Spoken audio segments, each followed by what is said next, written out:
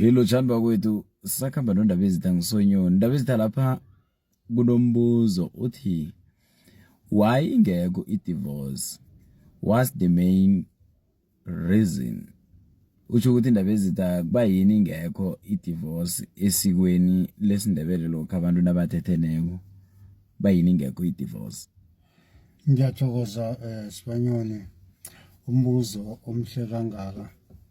Ukuze i-divorce ingabi khona esikhethwini namkha esindebeleni kungendaba yokuthi Sibanyoni lokha isokana nalitshele ubaba noma umnakwabo liyawufika kuma ukuthi ngiyathatha, leyo ekhulunywe lapho akusikudlala and akusimandlandlwane and akusi into yesikhatshana, kuba yinto eserious kangangokuthi iya-register, ayirejistwa ku-government, ayirejistwa kubo Home Affairs, irejistwa kububamkhulu nabogogo. Laphaya isokana nalithathako kunengihude ezihlatshwako, kunenyongo eziberekiswako. Inyongo ezi zirejista kububamkhulu nabogogo,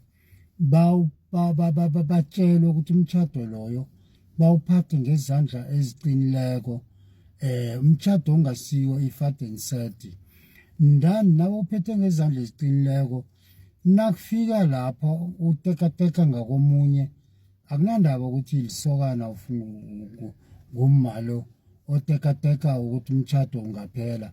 Lapha kubobamkhulu sabatshela barejista kuhlangana abomkhozi abadala, abobamkhulu nabogogo, bayawubusisa umtjhado lo, bona solo bakagarele lapho. And then akusikanengi-ke siba ukuthi abantu umuntu nadivosako angagayela utshwala, ukuhlaba imbuzi, basho ukutshela ubamkhulu wakhe ukuthi uhlale unazibanibani noma unazibanibani uhlalile ubuyele ekhaya. Azange yenzeka into leyo. Abamkhulu solo babambelela ukuthi umntanami uthethe kwazibani, umntanami ngimbusisa umtjhado wakhe ngento enje. Imitjhado Sibanyoni ephela isinoma kanjani, imitjhado enjengale yokufaka i-ring kuphela ingarejistwa kubobamkhulu, mitjhado enjengale yokuthi kuyokusayinwa kubokomishinara kuphela ingarejistwa kubobamkhulu. Imitjhado ehlanganiswe ngabaphasi akusimtjhado ephela isinoma kanjani leyo.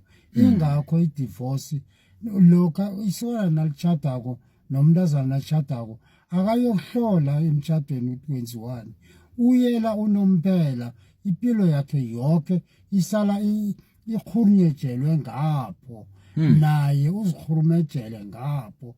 Umuntu nakathathako noma endako mude azibuze times 10 ukuthi into engiyakiyo le iphelele, imidlalo ebenginayo ngilahlile yoke. Indaba ezitha siyathokoza Sibanyoni.